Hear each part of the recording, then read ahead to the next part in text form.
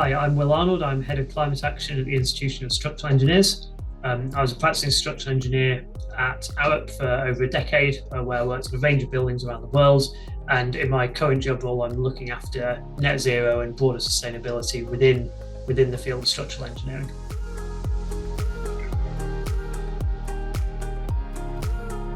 The Institution of Structural Engineers is the world's largest membership organisation dedicated to the art and science of structural engineering. We have about 30,000 members worldwide, and about 2/3 of those are based in the UK.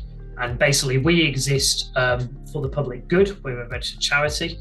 We're there to make sure that buildings and structures are sustainable and safe, and those are sort of two key tenets. And we basically exist to help members to share knowledge, promote best practice, learn from one another, and ultimately just make the industry a stronger and better place.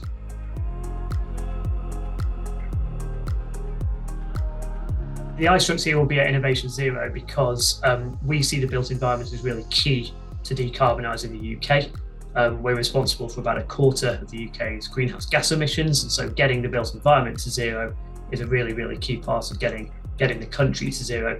And the IstructE have been leading the way in terms of understanding embodied carbon, which is the emissions due to creating our buildings and infrastructure in the first place. So we're coming along really to sort of share a bit about what we learn, share a bit about what we know, share a bit about our knowledge on this topic with the wider industry, and we're looking forward to learning from others too whilst we're there.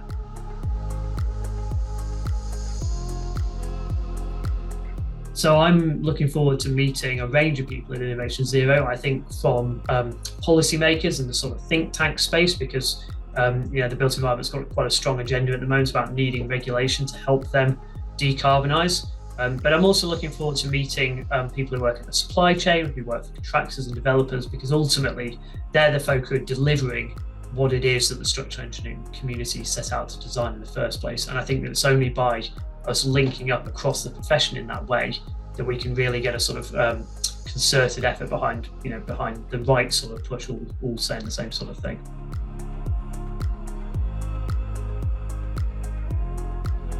So our panel on decarbonising the supply chain, I expect it will look at a few things. I think the one strong theme that will come out of that will be the call for regulation on whole life carbon that will come from the developers and the suppliers who will be speaking.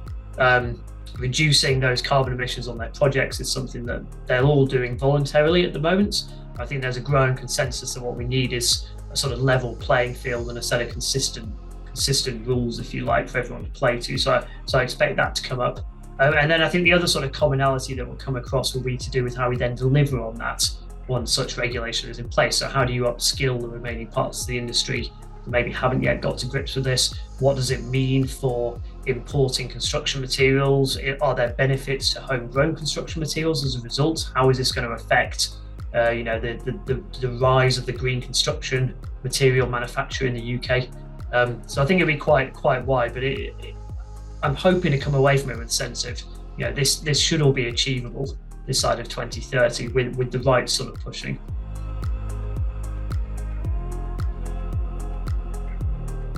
So something that I'm really proud of that the IstructE has done in the last few years is we've really refocused the role of the structural engineer so that it has sustainability at its heart.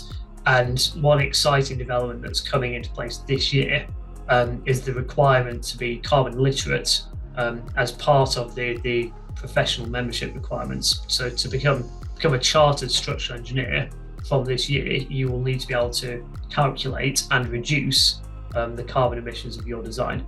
And that's a really fundamental shift, because that means that going forward, to become a chartered structural engineer, you not only need to be able to design something that's safe, i.e. has the minimum amount of material required in it to help it stand up safely for a long time, but it's also sustainable over the long term. So it's got the maximum, no more than the maximum amount of material too. And I think providing that extra bounds with the sort of traditional safety lower bound is really, really sort of changing the view. So that's quite an exciting development to be able to share this year.